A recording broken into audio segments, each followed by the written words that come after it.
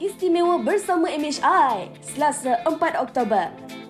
Hilang gigi kekal, mulut bengkak, bernanah dan berbau busuk sehingga dijangkiti kuman yang boleh membahayakan nyawa.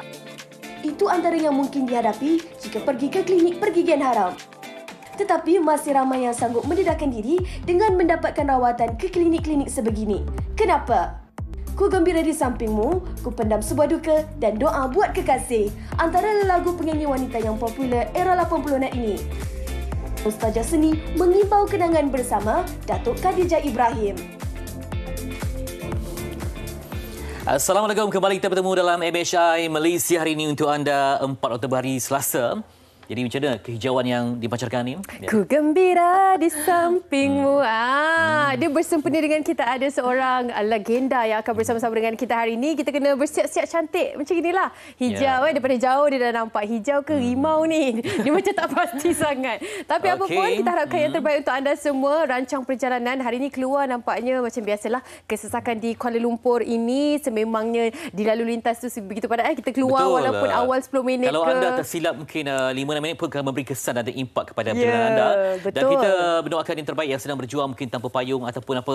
Payung pun banyak jenis payung. Ada payung yang kita pegang, ada payung dalam bentuk yang lebih luas. Dari segi kewangan, dari segi perancangan, dari segi kasih sayang, semuanya perlu persiapan rapi sebagai bekal dalam perjalanan. Okey, hari ini kita kalau boleh nak berikan input yang sebanyak mungkin bermula dengan nyanyian lagu-lagu yang mengimpas nostalgia kepada kisah di sebalik gigi. Betul, kan ramai di antara kita yang mengambil endah tak endah tetapi perkara ini ramai yang menggunakan perkhidmatan estetik gigi palsu di kedai-kedai ataupun klinik yang tidak berdaftar. Tapi walaupun promosinya seakan-akan macam real, betul kan? Kita dah ada KKM, kita dah berdaftar dan sebagainya, tapi bila anda pergi ke tempatnya, anda dapat saksikan yang mungkin peralatan tidak dibasmi kuman dengan betul, menggunakan dos-dos ataupun sukatan yang mungkin bukan standard yang ditetapkan, dan banyak lagi sebenarnya implikasi-implikasi. Ada yang jangkitan AIDS, hepatitis dan sebagainya yang boleh dapat daripada hanya pergi ke klinik pergigian palsu. Itu yang dikhawatiri sebenarnya. Sebab apa melibatkan perpindahan cecair ini, darah semua memang ada implikasi dan juga impak negatifnya.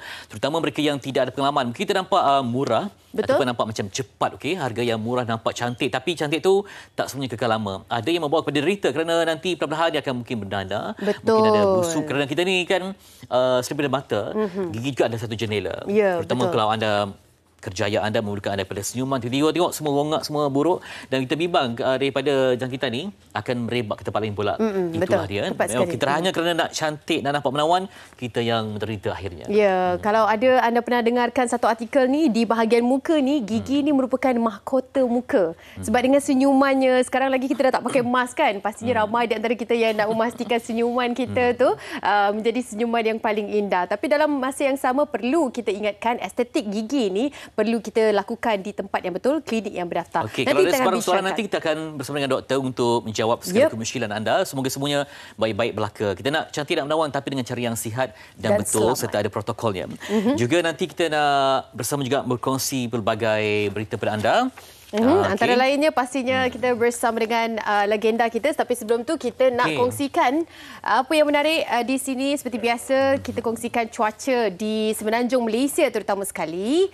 Perlis, Kelantan, Terengganu, Kedah, Pulau Pinang, Selangor, Pahang. Semua hujan Semua dikabarkan hujan pagi, petang dan juga malam terutama sekali jadi di kalau anda kawasan-kawasan yang bawa kenderaan, kita dapat kurangkan kelajuan. Sebab itu ada kes di mana terbalik bas yang membawa penumpang, termasuk mereka di Jakarta Hospital. Jadi bila semua orang nak sampai cepat tapi ada ruang yang perlu kita perbaiki keselamatannya. Okey, jom kita saksikan di Sabah dan Sarawak pula bagaimana. Sama juga wilayah Persekutuan Labuan, Sabah dan juga Sarawak juga dikabarkan hujan di beberapa kawasan terutama sekali pada waktu pagi ini. Jadi sama juga lagi-lagi kawasan perairan, kampung-kampung air, dan di situ juga pengalaman saya pergi ke kawasan-kawasan ni, kampung air, dia punya wiring dan sebagainya tu kan yang terlalu dekat dengan kawasan bawah tanah air dan sebagainya. Jadi kita harapkan agar hati-hati, sentiasa berada dalam keadaan selamat dan bersiap sedia jika amaran untuk berpindah dikeluarkan dan sebagainya, insyaAllah. Itu dia. Tengok petani teringin nak tengok ke sini ya. Ke mana tu? Okey. Ui, jauh betul dia nak pergi tu. Jauh betul dia nak pergi tu. Tak apalah, nanti kita kongsi kemudian. Oh, itu dia. Semoga terus InsyaAllah. bercahaya bab Madinah kita apa. Amin, Okey, insyaAllah. lalu lagi Bulan saya- berapa ni? Tuan Haji nak pergi lagi tahun ni? Tak pasti lagi, bergantung kepada jemputan ilahi. Kita doakan yang terbaik untuk semua ya. Sebab Betul-betul, kita kan? hanya berusaha niat, nanti Allah yang permudahkan. Amin, Baik, insyaAllah. kita juga hari ini pasti nak membawa kepada anda tentang senyuman. Senyuman kerana terimbas lagu lama. Senyuman kerana betul-betul menggunakan perkhidmatan yang berkualiti dan juga bertauliah. Sebab antara yang memusnahkan kehidupan kita ialah mendapat perkhidmatan yang tidak ada tauliah dan integritinya. Ya, dan bila kita senyum ni sebenarnya banyak sel-sel kita membantu dan juga mengeluarkan sel yang baik untuk diri kita sendiri. Positif dalaman, insya-Allah positif juga luaran kita berikan kepada anda. Okey? Tapi jangan senyum kerana ada gelora jiwa. Okey, kalau boleh kita nak usir semuanya. Doa yang baik demi kebaikan bersama. Dan ada paparan yang tak terkongsi pada anda. Yep. Sebelum kita mulakan nak bersama-sama dengan seorang legenda ini, jom sedikit sebanyak kita nak impas kembali siapakah yang kita nak bawakan bersama dengan anda semua. Jom. Profilnya. Bercinta sudah lama. Ku Pendam Sebuah Duka, sebuah lagu yang menaikkan namanya dalam dunia seni hiburan Malaysia sekitar 1987. Datuk Khadijah Ibrahim atau lebih mesra disapa sebagai Katie Ibrahim lahir pada tahun 1959. Mula menyanyi seawal usia 15 tahun. Khadijah adalah adik kepada penyanyi dan pelakon Sofia Ibrahim serta Allahyarham Latif Ibrahim. 12 album studio, 3 album duet dan 2 album kompilasi, Khadijah adalah antara artis yang berjaya mengeluarkan album setiap dekad. Bermula pada akhir 70-an sehingga awal 2000. Khadijah juga terkenal dengan gandingan duet yang serasi bersama Papa Rock, Datuk Ramli Sarip. Beberapa lagu duet dirakam bersama dan yang paling popular serta diingati peminat sehingga kini adalah seperti lagu Doa Buat Kekasih. Sejarah mengajar kita. Di samping menyanyi, Khadijah juga berkemahiran dalam seni masakan dan membuka restoran sendiri. Walaupun semakin ramai penyanyi baru muncul, namun keunikan suara dan aura Datuk Khadijah Ibrahim sukar untuk dicari ganti. Bakat dan kisah dirinya boleh menjadi inspirasi buat semua anak seni. Apabila di sisimu. Okey, itu dia terkenal dengan penampilan yang menawan, tinggi lampau, dada tinggi semua. Ya, dia ada aura tersendiri tau. Itu dia. Setiap kali dia melangkah masuk ke mana-mana lah studio ataupun pentas yang saya dan juga mungkin Fatri juga mempunyai pengalaman yang sama, dia ada sedikit aura yang memberikan kepada kita. Sama juga macam yang berada di sebelah saya dia. Okey. Jom bersama-sama dengan Datuk Khadijah Ibrahim. Assalamualaikum. Waalaikumsalam warahmatullahi Masya-Allah. Okay, sihat? Alhamdulillah. Alhamdulillah. Tadi bila kita dengarkan Profi tadi, 15 tahun menyanyi ya.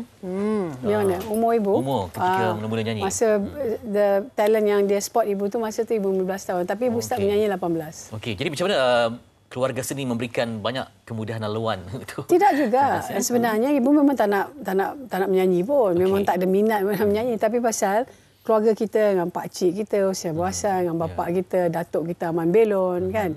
So exposure kepada music industry waktu itu selalu memang ibu selalu menyorok lah, tak nak memang. Tak tapi nak ke di depan, sekolah-sekolah kalau orang boleh. tahulah itu adik kepada Latif Ibrahim, anak saudara kepada Hussein Abu Hassan kan. Tapi benda tu kita ni famous dalam kita punya field sendiri. So kita tak hirau pasal hiburan tapi pasal I was a sprinter. So I was selalu busy dalam sports waktu tu. So bila orang cerita pasal abang-abang kadang-kadang kita rasa malu tau. Macam alamak, kenapa lah dia nak cakap pasal abang kita. Kadang-kadang benda tu jadi satu bualan yang kita rasa macam malu. Macam you jadi famous because of your brother, your sister, your uncle kan. So lepas tu ibu kata, tapi kerja ibu waktu itu, my sister dia menyanyi di klub. Kerja ibu hanya menuliskan lirik untuk dia. So lagu-lagu sebenarnya lagu dia tu semua masuk dalam otak ibu ni. So I yang hafal lagu-lagu dia semua. Lagu Balatif, lagu Kak Sofia. So bila time cuti sekolah, saya kakak saudara lah cakap bolehlah adik tolonglah akak menyanyi pasal kita punya cafe ni penyanyi tu tak datang dia bilang. So masa tu cuti panjang the 1 month tu. Kata okey lah. So tanya my father, my father kata siapa nak hantar balik, siapa nak bawa datang Kata ada orang ada semua. Tu waktu tu 17 tahun, 15 tahun, Dia orang bayar kita 2 minggu gaji RM700. Saya kata, wow, banyaknya Masa gaji tu dah ni. banyak kan, Ibu? Banyak. 1977 kan. Kira macam banyaklah duit tu.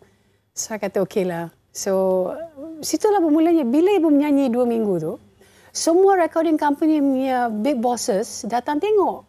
I pun tak tahu macam mana dia orang tahu. Tapi oleh kerana kita hanya berumur 15 tahun, dia tak nak sign. Dia kata, terlalu muda. So, dia kata, kita tunggu. So, bila Warner Music datang ke Kuala Lumpur waktu itu, WEA, terus sign ibu sebagai recording artist. Saya ada interview waktu tu untuk pergi join Saudi Air. Menjadi stewardess. Ya. Wah, dia ada penampilan dia tersendiri kan. Dia Bila mungkin kita kena tengok. faktor fizikal yang menawan tu kan. Jadi ketika belum ada lagu sendiri, lagu apa yang dinyanyikan untuk menghiburkan orang? Ingat lagi tak masa tu? Ingat macam kebanyakan lagu-lagu Carpenters lah. When I was young, I listened to the radio, waiting for my favorite songs. So macam, it's yesterday once more, shoo-be-doo bang bang. So, Masa tu lagu-lagu adakah macam itu ni. memang pilihan genre ibu pada Tidak ketika juga, itu? waktu itu adalah lagu-lagu yang terkenal. Kan dia adalah seorang penyanyi yang begitu berbakat dan saya memang meminati beliau. Sampai suruh bapa tolonglah belikan album Karen Carpenter because dia adalah seorang penyanyi yang bagus, seorang songwriter yang bagus. Tapi waktu itu pun bila dengar-dengar tu pun bukan untuk nyanyi seorang penyanyi, hanya ingin mendengar. Meminati muzik mereka. Tapi bagus jugalah pasal ibu dah dengar semua lagu-lagu tu bila nyanyi dekat kafe tu. Semua lagu yang orang suruh nyanyi ibu dah boleh nyanyi. Maknanya bakat dan juga nyanyian ini adalah yang perasan pada peringkat umur belasan tahun itu ataupun sebelum tu lagi dah. Oh dah tahu, memang dah tahu macam bapa pun menyanyi, bapa main gitar. So kita orang adik-beradik memang selalu menyanyi, tapi minat nak menyanyi itu tak ada waktu itu. Okay, berbakat tapi kena asah juga kan. Bawa ke depan. Okey. Baik, lagu macam Kumpulan Suara Duka kan. Lagu tu memang evergreen semua. Betul. Jadi kalau imbas kembali zaman tu teknologi belum lagi canggih, betul-betul bergantung kepada kemampuan vokal. Tapi waktu itu yang lagu yang sebenarnya yang buat ibu menampakkan dalam bidang seni suara ialah Ku Sangka Siang Kiranya Malam. Okey. Lagu itu adalah lagu yang pertama yang disiarkan di kaca televisyen Warner. Kira macam bila keluar Warner tu ibu masih ingat lagi ibu pakai baju merah. Nampak baju merah. Tidak, dulu black and white. Tak boleh tahu warna apa ibu pakai kan. So, warna merah. Macam kita ni semua excited duduk tengok TV warna, baju warna merah. Menyanyi lagu Ku Sangka Siang Kiranya Tapi melihat Malam. kepada penampilan, secara penampilan memang betul-betul jaga penampilan ya. Betul. Sebab bila keluar je, akan nampak dia punya. Baju ibu yang dulu-dulu tu semua ibu simpan lagi tak? Boleh, Sebanyak semua kan? kebanyakan masih boleh pakai insyaAllah. Yelah, dengan jaga badan sampai sekarang. Tak, rambut ni kalau anda dapat saksikan yang sebelum-sebelum ni, rambut masih sama tau, pattern. the same. Dengan dia punya anting-anting yang jurai kan. Itu Trademark. Trademark dia masih lagi macam Pasal dikekalkan. ibu suka casual, rambut tu casual dan ibu suka move atas pentas. Kalau 2 jam ni konsert, rambut mengebang, susah dengan Betul, panas dengan apa. So I like it up. So I always have my macam makeup mesti cepat. Mesti tak boleh lebih daripada setengah jam. So very simple makeup. Sebab itulah saya nak tak pasti nak gambarkan macam mana lagu cinta ke lagu macam Malaysia Truly Asia tu sampai Malaysia sekarang Truly pun Asia. dengar meremang kan. Apa macam mana persediaan sebelum masuk studio sebenarnya? Ya, sebenarnya waktu tu ibu di New York. Ibu masih buat persiapan untuk buka restoran di sana. Okey. Lepas tu dapat panggilan daripada Datuk Seri Dr. Ahmad Nawab cakap, Tija balik. Dia kata, abang ada satu projek ni. Dia bilang. So, saya tanya, projek apa bang? Dia kata, adalah satu lagu untuk tourism Malaysia. Dia bilang. So, saya kata, tapi bila membuat lagu pun tak dengar lagi. Tak apa. Tija datang, terus masuk studio. Macam zombie. Balik daripada the next day tu. Dia orang dah bookkan ibu flight semua, balik, terus masuk studio. Dengar lagu tu. Pergi kat piano aja tau. Kita orang masa tu dengar lirik pergi kat piano. Dia main. Matilah aku ni macam mana nak nyanyi lagu ni kan. Belum tak ada practice kan. Yalah. Dan dia orang perlukan lagu tu secepat mungkin. Masa tu studio dekat Synchro Sound. Pergi dengar. Kata okey bermakna. You love Malaysia now and forever. Different races everywhere. Saya tanya Abang Mat. Tingginya lagu, especially chorus. Malaysia truly Asia. So dia kata, Tija boleh buat, abang tahu, Tija boleh. Macam zombie, 24. Dah baru balik kan? No, tak ada rest. Terus mau pergi studio. Lepas tu, dia kata lagu ni dia harus bawa ke another 24 destination of Malaysian Airlines destination. So semua penyanyi dari negara lain tu kena nyanyi ikut ibu punya key. Sampai yang mana Abang Mat pergi tu, semua minta turunkan key. Dia kata, no, you have to sing as the original singer. Itulah lagu tu betul-betul Itulah saya kan. To sing as Ada the cerita sebenarnya kan di sebalik Yang tu. interesting tu nak lagu tu dimainkan di CNN. ramai orang-orang di luar negara yang ingin berjumpa ibu dengan kerana lagu ni. Ada orang di Rusia, dia buka every morning dia punya rutin minum kopi mesti dengar lagu Malaysia to Malaysia. So dia telefon kita punya embassy kata we don't know how to contact her. Takkan nak bagi stranger number kita kan. Betul. Lepas tu dia telefon Tourism Malaysia. Tourism Malaysia okay, we try and contact for you. Orang tu datang ke Malaysia jumpa ibu. Wow, kan inilah sedikit Dia terpersona dengan lagu tu betul-betul Malaysia to semangatnya, Malaysia. energy, Pasal dimainkan di vibes. CNN kan, lagu tu dimainkan di CNN. sedikit sebanyak ini mengingatkan kita inilah pattern ataupun kualiti peminat-peminat yang Duta dulu Malaysia. kan. Selain daripada itu macam bagaimana peminat-peminat sambutannya ibu? Alhamdulillah. Dulu kalau now dulu mana ada digital. These are hardcore fans yang akan tunggu you, akan beli apa saja album yang you ada dan konsert tak pernah kosong. You know, Memang And sold out semua. Sold out. And kalau kita travel all over state pun, luar negara pun, kita punya sambutan daripada orang-orang kita memang sungguh, orang kata very supportive. Luar biasa. Itu pasal ibu kata apa yang kita ada sekarang, apa yang kita ada dulu berlainan. Pasal kita tahu peminat ibu dulu yang masih ada. Dah 3 generasi. So yang nenek dengar, mak dengar dan cucu Anak dengar. dia. So I think I'm very lucky lah in that manner 45 tahun dalam bidang seni suara ni kita masih mengikut, ada pengikut-pengikut kita yang masih setia dengan kita. Alhamdulillah. Ya, alhamdulillah itu dia. Mungkin sedikit sebanyak untuk peminat di luar sana yang sentiasa mengikuti ibu perkembangan sama ada restorannya kan dia meminati air tangan ibu sendiri. Betul. Kan segenap lapisan ni mungkin nak sampaikan sedikit kepada mereka. Itulah buat masa ni ibu belum buka lagi restoran. Hari tu ada ibu nak buka dekat KK. Tapi masih lagi dalam perbincangan. Tapi sekarang ni ibu ada kafe di Subang Golf Club. Ya. Kita buka satu kafe di sana dan sekarang ibu sibuk buat bisnes kecil-kecilan. Bisnes emas. Wow. Sikit-sikit je. So masih ada lagi. Macam restoran tu tak boleh lari lah. Kalau ibu tak buka restoran rasa macam semalam ke 2 semalam ibu cakap dengan my best friend Rosie kata, I think we have to open our cafe back lah. So dia kata, you sure? I said, yeah, I'm very sure I want to open. Baik, pasal COVID kita tutup. All the outlets kita tutup. Itulah kalau jiwa tu kena ada ya. Tapi macam Fitri tahu, ibu daripada satu tempat baru, kita orang kejap Johor, kejap Penang buat show. So balik semua demam. Ini macam batuk. Dengan cuaca sekarang ni ibu. Itulah. Betul-betul. Masih Itulah. bagus. Kita nak tahu juga nanti bila ada masa tanya apa penjagaan stamina ni buat apa kan. Itulah orang ingat ibu makan bateri. Daripada zaman remaja sampai sekarang tetap aktif ya. Kalau dapat kongsikanlah, kita bocorkan sikit rahsia. Tak, ibu sebenarnya minum banyak air kelapa. Ibu mesti ada macam, dulu ibu stop minum teh tarik sekejap tau. Pasal dengar cakap. Tapi I don't take sugar. So I ingat tak apalah kalau teh tarik segelas satu hari. Okay. So ibu startkan balik rutin tu minum balik teh tarik. Tapi makan banyak cili padi. Wow. Banyak makan ulam-ulam. Kebanyakan my diet is very simple. Very simple diet. Itulah makanan-makanan orang kampung. I suka. I suka sangat. Ya, mungkin mentaliti yang positif juga kan. Betul. Kan? Okay. Kita, we always have to think positive. Always have to think. Ramai nak cakap tapi kita masih yang terhad. Semoga semuanya Betul, kat telinga ni dengar berderi je orang rasa boleh telefon. Maaf sangat-sangat. Inilah masa yang kita ada sebab kita nak nantikan persembahan. Betul.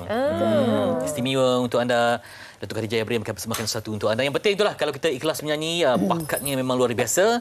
Karya itu akan terus bertahan sampai bila-bila. Ya, jadi kita nak menjemput ibu ke pentas untuk kita nyanyikan pentas ya. Pentas adalah sedikit pentas di studio kita ni. Okey, di persada yang indah itu. Khas untuk peminat-peminat yang berkasihi. InsyaAllah di masa-masa akan datang diizinkan Allah kita akan berjumpa. Amin. Dan jaga diri anda baik-baik selalu dalam ketenangan. Amin. InsyaAllah. Persilakan Datuk Khadijah Ibrahim. Silakan. Thank you.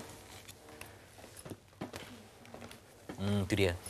Bukan senang dia dapat persona ya. Betul. Mungkin orang ada tapi nak bertahan tu bukan mudah. Jadi perlukan kepada kedisiplin dan juga mungkin kalau kita berbakat tu insya-Allah tak akan kepada sebab akan terus bersinar. Ya, terus berada di hati setiap rakyat Malaysia. Jom sama-sama kita dengarkan Ku Gembira di Sampingmu Datuk Khadijah Ibrahim.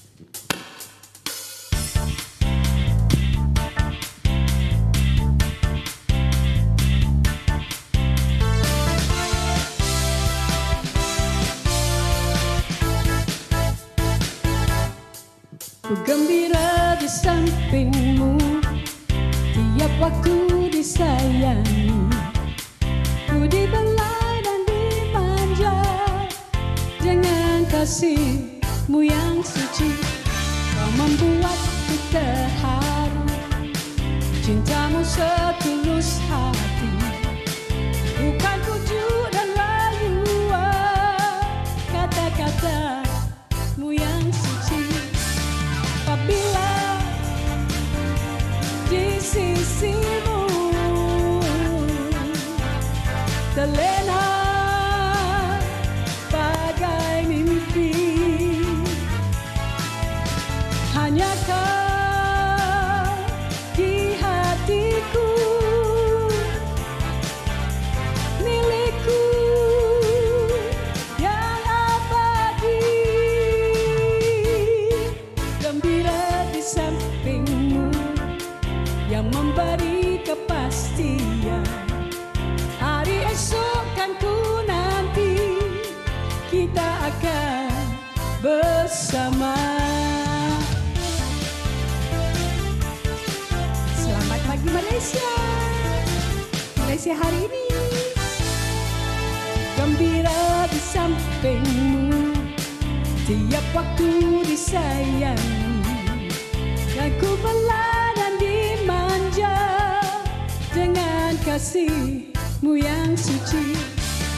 Apabila di sisimu terlena bagai mimpi, hanya kau di hatiku, milikku yang abadi. Gembira di sampingmu yang memberi kepastian, hari esok kan ku nanti kita akan bersama.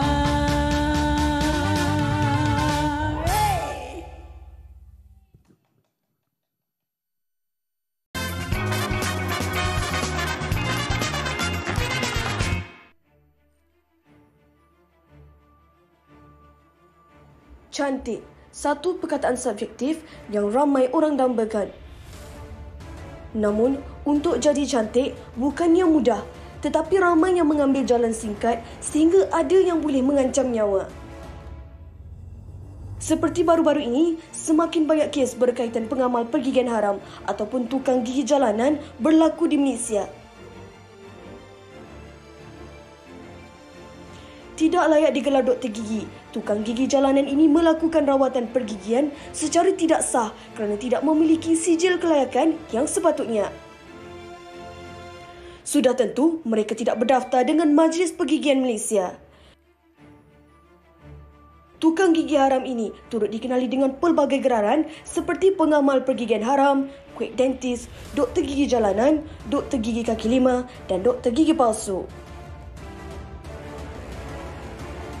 Antara lokasi yang menjadi pilihan untuk menjalankan operasi adalah seperti di tepi jalan, pasar, kedai kopi, tepi bangunan, kawasan yang terselindung atau tersorok, membuka klinik rawatan estetik yang tidak berdaftar dan ada juga yang menawarkan rawatan dari rumah ke rumah melalui temu janji.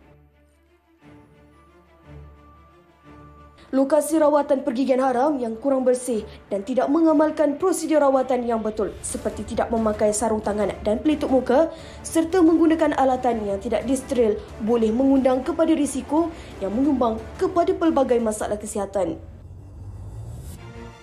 Namun, kewujudan mereka ini tidak bertahan jika tiada permintaan daripada pelanggan yang tidak hirau mengenai kesan yang perlu dihadapi.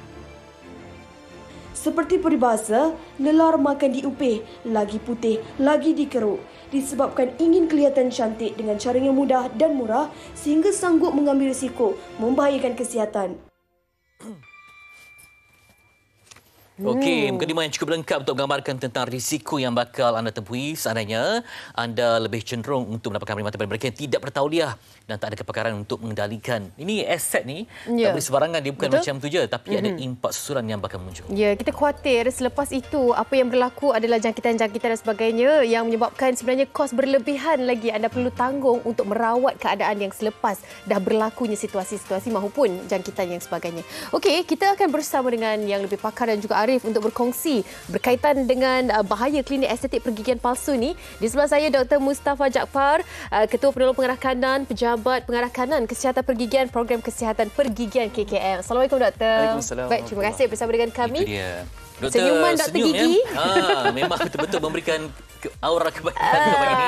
Kan? Doktor, itulah dia sebab kita pakai perubatan belajar bertahun-tahun ya untuk dapatkan ilmu ni. Ya, tapi betul. mereka ni belajar di YouTube saja boleh menyumbang hikmat kepada orang ramai. Ya, Jadi macam mana sarjana melihat YouTube.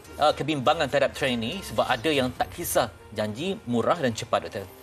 Ya, sebenarnya mendapatkan rawatan daripada pengamal pergigian ataupun klinik estetik palsu ni amat berisiko kerana dia boleh menjejaskan taraf kesihatan kita kesihatan pergigian dia macam mana boleh jadi macam meningkatnya dari segi dia punya permintaan ni adalah disebabkan oleh ada banyak rangsangan-rangsangan contohnya stimulus daripada media sosial.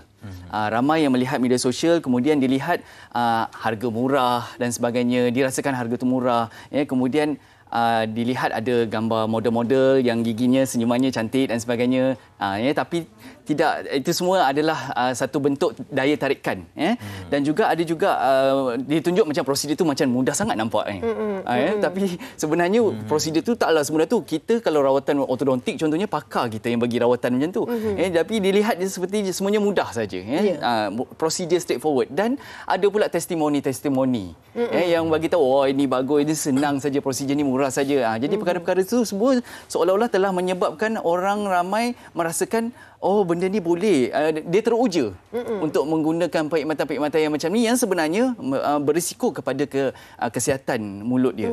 Dan seterusnya bila dia dah terpengaruh, tambah pula dengan kajian daripada Suruhanjaya Komunikasi dan Multimedia menunjukkan pengguna internet di Malaysia adalah tinggi pada kadar 88.7%. Dan 91.7% guna FB contohnya. 80.6% guna YouTube, tengok YouTube. 63.1% tengok Instagram. Jadi ada macam-macam sumber ni. Kejap lagi tengok lagi, malam tengok lagi, dan masa dia spend untuk tengok macam-macam termasuk iklan-iklan daripada FB dan ni semua boleh mempengaruhi dia untuk menggunakan perkhidmatan yang macam ni yang sebenarnya tidak bertanggungjawab dan menipu orang ramai. Dan jadi dia startlah telefon, dia start tanya lanjut dan engage dengan tu. Tapi sebenarnya masyarakat kita ada segelintir daripadanya masih ada kekurangan ilmu dan pengetahuan yang mana awareness ini kita patut tanya betul-betul apakah rawatan yang kita perlu ke rawatan ni, bagaimana nak buatnya, dekat mana, berapa harganya dan siapa yang nak buat tu yang paling penting kat mana kan. Jadi itu semua menyebabkan kita terjebaklah dalam sebab kita tidak ada pengetahuan yang mencukupi untuk mengetahui yang mana benar, yang mana tak benar, yang mana betul, yang mana tak, dan kita terpengaruh dengan testimoni dan media dan sebagainya yang menyebabkan kita guna. Faktor usia kot tu ataupun kurang pendedahan ke macam mana? Setuju. Dari segi pengetahuan masih kurang, dari segi faktor-faktor mudah tertarik mudah terpengaruh, mudah tertarik dengan penggunaan dengan video-video yang menarik, iklan-iklan yang menarik seperti biasa. Tetapi kita sebenarnya tak tahu peraturan undang-undang yang sedia ada, kesan dia macam mana dengan pengamal pergigian yang betul kita patut jumpa, bukannya pengamal pergigian palsu, klinik pergigian yang betul, bukannya buat di hotel, bukannya buat di rumah tumbangan, homestay. Bangunan-bangunan yang ni kan, dalam banyak-banyak rawatan yang selalu dilakukan, estetik lah terutama sekali yang menjadi tarikan ni kan, nak cantik je kan. Betul. Apa yang melibatkan risiko yang paling tinggi boleh dapat jangkitan kuman antara veneer dan sebagainya, Doktor? Okey. Contohnya kalau kita buat rawatan veneer kan, pengamal pergigian dia dah memang dilatih untuk memastikan gigitan tu semua betul. Kita belajar anatomi, fiziologi, hubung kait, semua mikrobiologi dan sebagainya. Macam mana kuman-kuman boleh menyebabkan jangkitan dan sebagainya. Apabila pengamal pergigian haram ni buat, contoh di klinik estetik yang haram ni buat, dia menyebabkan bila dia buat tu dia tak tahu analisis gigitan tu macam mana. Jadi dia punya bila gigitan dah tak betul tu tak lama lepas tu pecah. Contoh tak lama lepas tu pecah gigi, rasa ngilu. Contoh kalau lihat dekat situ buat contoh itu kalau itu gigi yang contohnya gigi palsu, gigi yang sebenar, lihat warna dia macam tu. Tapi dia tak ada pengetahuan tu, dia buat gigi veneer tu terlalu putih contohnya. Nampak sangat dia macam tak asli. Dan kalau lihat dekat situ, susunan dia, gigitan dia tak betul.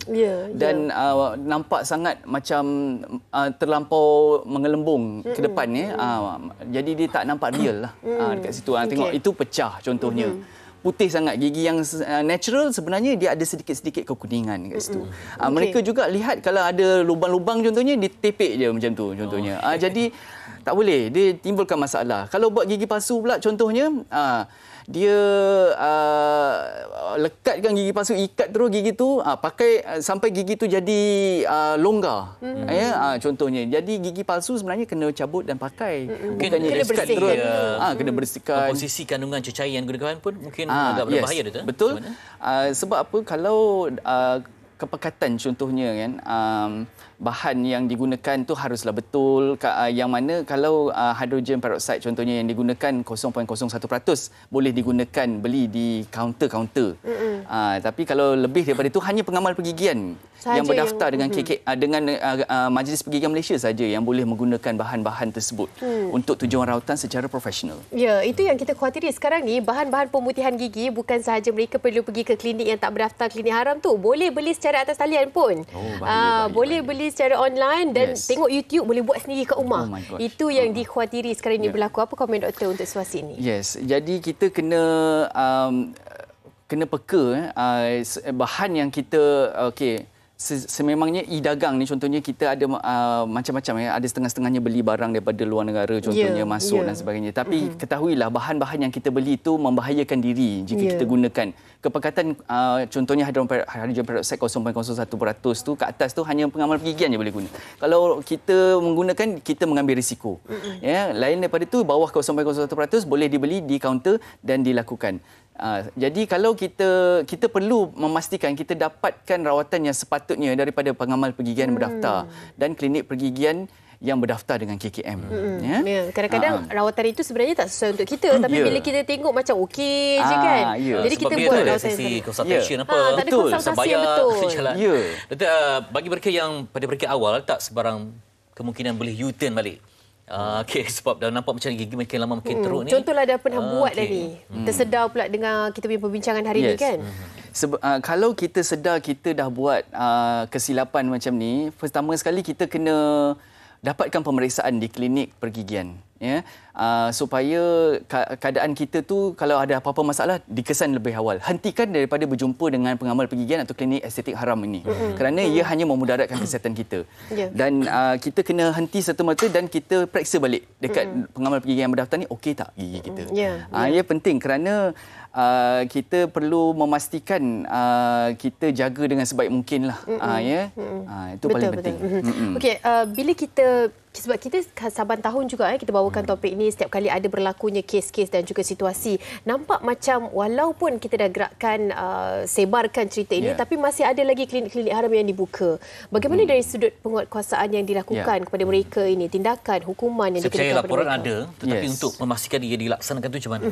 Bagi kita tujuan di situ, untuk tujuan tersebut kita sesiapa yang di bawah Seksyen 41 Akta Kemudahan dan Perkhidmatan Jagaan Kesihatan Swasta 1998 Akta 586 tiada seorang pun yang boleh menubuhkan, menyenggarakan, mengendalikan atau menyediakan satu klinik perubatan atau pergigian melainkan premis tersebut berdaftar dengan KKM. Jadi kita sekiranya disabitkan kesalahan, dia boleh didenda sampai RM300,000 maksimum ataupun penjara sehingga 6 tahun atau kedua-duanya. Dan itu dari segi klinik. Kalau klinik tu tidak berdaftar dengan Kementerian Kesihatan Malaysia. Kalau pengamal pula tak berdaftar di bawah Akta 804, individu yang memberikan rawatan juga satu kesalahan. Kalau dia tidak berdaftar di bawah Akta Pergigian 2018 iaitu Akta 804, yang mana Seksyen 62, 62, 1, kalau dia tak berdaftar, dia adalah satu kesalahan. Kalau 6 Seksyen 62.2 tu pasal apa prosedur yang dia dah buat tu. Kalau tu semua, kalau dia buat prosedur tu adalah menjadi satu kesalahan. Maksudnya kita orang awam ni boleh lakukan laporan juga dengan melihat kepada bukti, melihat kepada tempat, premis dan sebagainya. Kalau orang awam lihat perkara-perkara macam ni ataupun mencurigakan, perlulah dilaporkan kepada Kementerian Kesihatan Malaysia dengan hantar kepada OHD, hantar email kepada ohd@moh.gov.my ramai. Dan juga kita boleh sebenarnya periksa pengamal pergigian tu sebenarnya dia berdaftar atau tak. Kita boleh layari laman web lah untuk DPIMS contohnya untuk melihat di Majlis Pergigian Malaysia. DPIMS kita boleh lihat dekat situ ada tak dia berdaftar dengan Majlis Pergigian Malaysia. Okey. Klinik di Montara bisa kata kalau anda nampak macam di promosi di iklan tu nampak macam gempang tegar. Tapi bila sampai ke lokasi dia rasa macam kan? Jadi kadang-kadang hanya sewa bilik je satu katil je. Anda ada hak untuk timbang tara, untuk membuat laporan, untuk mendapatkan bukti sebab nanti bimbang ramai lagi yang teranai disebabkan umpama scammers lah, mereka ada modus operandi mereka untuk kaut keuntungan tapi dengan perkara yang sangat lemah sekali. Ya, sebab sekarang ni kita dah tak perlu nak pergi keluar negara, contohnya negara-negara jiran untuk lakukan operasi dan juga prosedur tersebut. Hanya di sini pun kita dah dapat lakukan perkara-perkara atau budaya itu mungkin dah sampai masuk di Malaysia. Nasihat daripada doktor sendiri kepada mereka di luar sana untuk lebih berhati-hati dalam memilih, walaupun nak cantik estetik ni, dan selamat dan juga satu prosedur yang betul perlulah diutamakan. Betul. Nasihat saya adalah pertama sekali penyakit pergigian kebanyakannya boleh dicegah sebenarnya. Maknanya kalau ada, kita boleh pastikan kita datang buat pemeriksaan di klinik pergigian sekurang-kurangnya sekali setahun untuk cek. Ingat hari jadi, ingat doktor gigi. Itu penting Jadi kita periksa, kita cegah sebelum dapat penyakit tu. Datang tiap-tiap tahun, ingat hari jadi, ingat doktor gigi. Datang cek, okey tak gigi saya? Ada tak apa-apa? Kemudian dah ingat tu jangan salah jumpa orang pula. Pergi pula dekat klinik pergigian. Pergilah jumpa doktor di klinik pergigian yang berdaftar dengan KKM dan klinik pergigian berdaftar di bawah Akta Pergigian untuk doktornya, dan kliniknya berdaftar di bawah KKM juga. Jadi itu penting dan kita kena tahu hak pesakit dan hak-hak pengguna. Jadi bila kita berhadapan dengan media sosial tu, kita kena tanya diri kita, benda ni sahih ke, betul ke, dekat mana, rawatan dia macam mana, betul ke, boleh percaya ke rawatan ni. Kita kena bincang-bincang dan baru kita ambil tindakan. Dan kita juga semua mesti boleh bezakanlah yang mana betul, yang mana tidak. Itu penting. Dan buat keputusan yang lebih bijak. Itu paling penting. Dan satu lagi saya nak tambah, pastikan juga kita apabila kita sudah mengetahuinya, kita sebarkan pada ahli, bukan setakat kita je tahu, ahli keluarga kena tahu, kita share dengan komuniti supaya semua orang tidak terjebak. Kalau kita berhadapan dengan menggunakan media sosial tersebut, kita pastikan kita bagi tahu juga, kalau kita tahu, kita tolong orang ramai supaya orang ramai tak tertipu. Adakah ini scam, adakah yang ini tak betul, sila laporkan kepada KKM supaya semua orang memainkan peranan dan kita menyediakan persekitaran, mengekang perkara ini dan persekitaran yang lebih selamat untuk semua rakyat kita. Itu dia. Ambil masa, jangan ambil mudah, kita pandai utuh lah. Jadi wartawan yang menyiasat melaporkan di platform yang anda miliki. Juga ingatlah ini sebab kalau kita nampak macam mudah tak ada apa, tapi bimbang nanti ada yang sampai ke tahap mengancam nyawa. Saya kira kesedaran perlu datang dalam diri kita kan, mengetahui apa kesannya jika anda melakukan ataupun buat gigi itu estetik ke dan sebagainya, rawatan di klinik yang tidak berdaftar, anda perlu tahu kesannya. Terima kasih kita nak ucapkan kepada Dr. Mustafa Jaafar, Ketua Penolong Pengarah Kanan, Pejabat Pengarah Kanan Kesihatan Pergigian, Program Kesihatan Pergigian KKM, bersama dengan kita berkongsi. Ingatlah, sayangi mahkota muka anda ini supaya senyuman itu adalah lebih ikhlas, insya-Allah. Senyum itu sedekah, tapi kalau nanti dah romak semua, kita pun terancam untuk sebarkan haruman sedekah kita. Okey, baik, kita nak banyak lagi nak kongsikan selepas ini. Terus kami di MHI Malaysia hari ini. Alhamdulillah.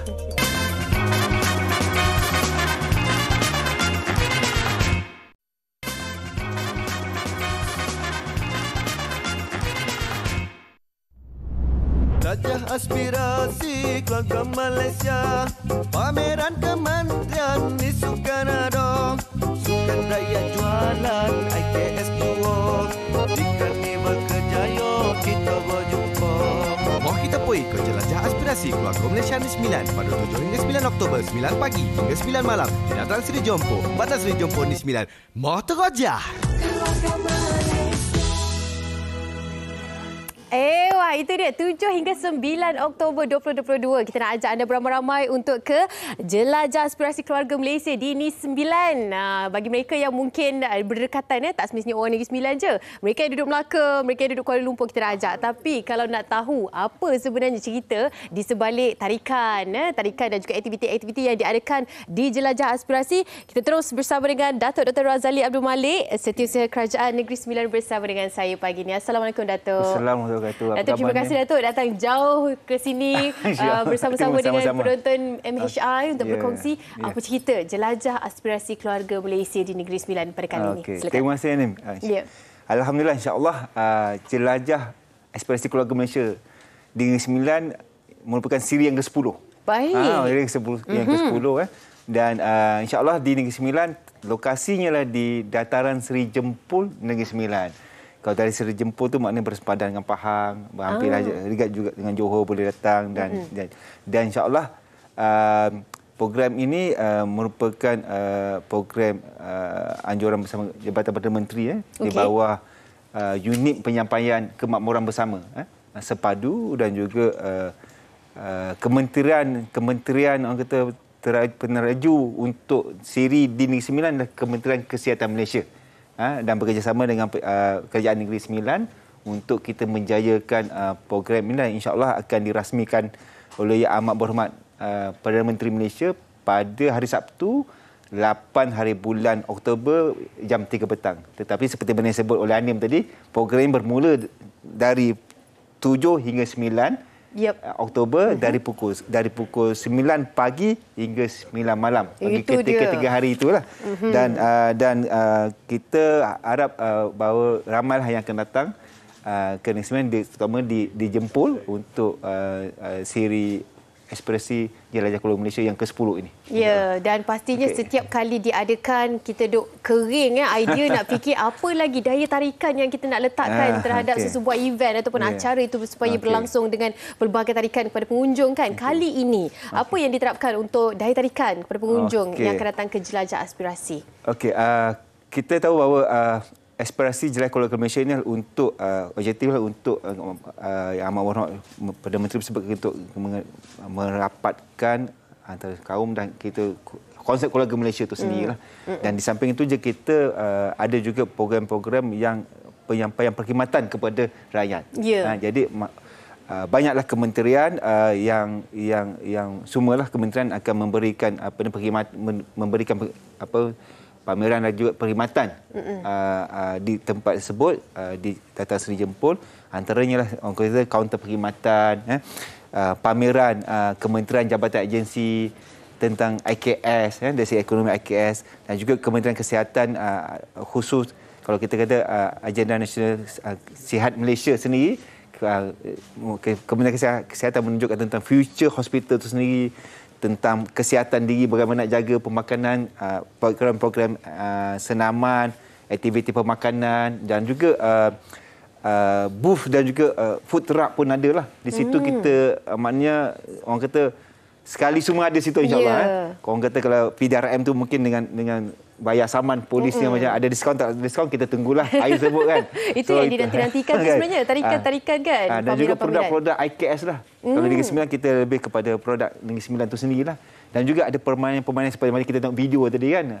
Ada permainan rakyat, ada e-sportnya. Jadi konsep kita pameran inilah untuk orang kata semua lapisan rakyat dan untuk semua kaum. Yang mana daripada kanak-kanaknya sehinggalah datuk neneknya, daripada semua kaum lah yang berada di Malaysia ni boleh datang ke sini untuk kita mendapatkan menyaksikan apa itu perkhidmatan diberikan semasa kan menikmati aktiviti-aktiviti yang ada di sana kan. Bagaimana persiapan setakat ni? Peratusan Alhamdulillah semua bekerjasama kementerian-kementerian selain seperti sebut tadi MOSTI, KPLU, Pengeluaran Luar Bandar juga dan juga pihak-pihak NGO memberikan kerjasama yang baiklah dalam kita tengah sibuk persiapan terakhir sebenarnya sekarang Betul. Dia dah lagi beberapa hari saja ni kan. Jadi macam dah last minute lah, hampir siap lah boleh kita katakan kan. Okey, selain daripada mungkin persediaan maupun pameran tu katanya ada cabutan bertuah. Orang kalau dengar cabutan bertuah ni dia mesti nak tahu apa grand prize dia. Mungkin Datuk nak kongsikan juga bersama dengan kami. Cabutan bertuah kita akan buat pada setiap hari. Setiap hari daripada 7 hari bulan tu. 7, 8 dan 9 hari bulan pada setiap hari. Jadi kalau siapa-siapa yang nak tu boleh datang, tiap hari boleh datang. Ingin cuba tuah lah kan. Nama berjabatan bertuah. Dan insya-Allah pada setiap hari tu kita ada 3 sesi untuk jabatan bertuah. Satu pertama ialah pada jam 11 pagi. Okey. Pada 4 petang dan juga pada 8 malam. Itu untuk hari Jumaat dan hari Sabtu. Dari Ahad kita ada 2 sesi saja, 12 tengah hari hingga 4 petang lah. Dan kita ada tidak kurang daripada 152 unit hadiah bertuah untuk diberikan. Dan yang bertuah yang mana 10 hadiah utama kita ada motosikal. Kita ada TV 65 inci. Smart TV 65 inci. Sekarang nak beli TV pun dah mahal tau. Ya, betul datang dengan harapan ada tuahnya ya, insya-Allah. Kita ada basikal mountain bike-nya, basikal lipatnya dan juga barangan elektrik pelbagai lah. Vacuum cleaner, oven, kipas, setrika dan sebagainya. Itu untuk jabatan bertuah lah. Okey, baik. Yang terakhirnya mungkin Datuk nak kongsikan apa harapan kali ini dengan jumlah pengunjung yang diharapkan untuk hadir, untuk datang sama-sama ke Jelajah Aspirasi Keluarga Malaysia. Silakan. Alhamdulillah kita di pihak Rusia bekerja keras untuk mendapatkan seramai mungkin pengunjung ke Jempol dan kita tahu Jempol juga boleh tarikan untuk pelancong. Jadi rancanglah program perjalanan kita untuk ke Jempol. Kedua, dah datang tu kena daftarlah. Nanti tak dapat cabutan bertuah. Jadi saya harap semua dapat hadir, termasuklah di negara jiran dapat hadir sama untuk program kita. InsyaAllah. Sikit tagline ni 9 je tagline nak ajak ramai-ramai ni. Last one sebelum kita akhiri. Jom terojah ni 9. Okey, steady Datuk. Terima kasih banyak-banyak diucapkan kepada Datuk Dr. Razali Abdul Malik, Setiausaha Kerajaan Negeri Sembilan, mengajak anda semua untuk terojah ni 9 ni pada 7 hingga 9 Oktober 2022. Baiklah, kita nak rehat seketika, kembali selepas ini hanya di Malaysia hari ini.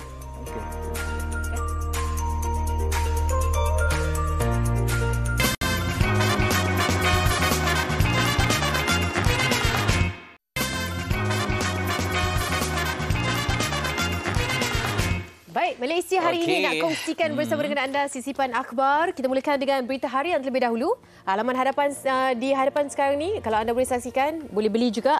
Akta Anti Lompat Parti di Kod Kuasa sebelum PRU 15. Kerajaan memberi jaminan undang-undang berkaitan dengan larangan ahli parlimen bertukar parti akan dikod kuasa sebelum pilihan raya umum ke-15. Ini apa yang dikabarkan dan kita nantikan penjelasan lanjutnya berkaitan dengan Akta Anti Lompat Parti ini. Okey. Apa cerita jalan Malaysia? Kualiti jalan raya Malaysia duduki senarai ke-47 daripada 59 jalan raya yang terbaik dan juga terburuk di dunia menurut satu kajian yang dikeluarkan bulan lalu. Kajian yang dijalankan firma pendidikan pemandu Zutobi bertajuk Worst and Best Roads US and International Ranking menunjukkan kualiti jalan raya di Malaysia menurun lebih 5% dalam tempoh 5 tahun. Itu faktanya ya. Berbahang ni. Berbahanglah. Apa cerita yang bahang salah tu? Bahang tarikh PRU ke-15. PM adakan pertemuan tertutup 5 jam dengan KPN, Peguam Negara dan juga SPR yang mana spekulasi tarikh pilihan raya umum ke-15 semakin hangat susulan beberapa perkembangan yang menguatkan kemungkinan pembubaran parlimen akan berlaku tidak lama lagi. Dan debaran mula memuncak apabila mesyuarat Majlis Tinggi UMNO pada 30 September sepakat memutuskan PRU perlu diadakan tahun ini juga. Melanjut di halaman ketiga. Jadi macam mana persediaan kita? Kita lah yang nervous ni kan. Menanti bilakah tarikhnya. Okey, seterusnya kita nak kongsikan di Harian Metro. Ini pastinya yang menggemparkan seluruh Malaysia apabila kehilangan seorang ejen kosmetik yang telah pun diculik. Aziz pulang ke rumah keluarga suami. Halaman seterusnya bercerita sedikit sebanyak tentang ejen jualan kosmetik Rosna Zira Muhammad Naim yang berjaya diselamatkan polis lepas diculik sekumpulan lelaki pada 13 September lalu di rumahnya di Tumpat, selamat kembali ke pangkuan keluarganya semalam. Alhamdulillah diucapkan syabas dan juga tahniah kepada pihak PDRM dengan kerjasama pada dua negara ini juga kan untuk menyelamatkan ejen kosmetik yang telah pun hilang pada 13 September. Mungkin dua saat dapat saya kongsikan. Malaysia to play in empty Indonesian Stadium. Ini ekoran yang berlaku di Indonesia. Baik, dan tak untuk segala masa dan kita ambil ini sebagai iktibar. Baik, esok kita akan kongsikan di Malaysia hari ini berkaitan dengan Prabajet 2023, fokusnya untuk rakyat. Jadi jangan lupa untuk saksikan kami 9.30 pagi besok. Jumpa lagi. Assalamualaikum. Jaga diri. Apabila di sini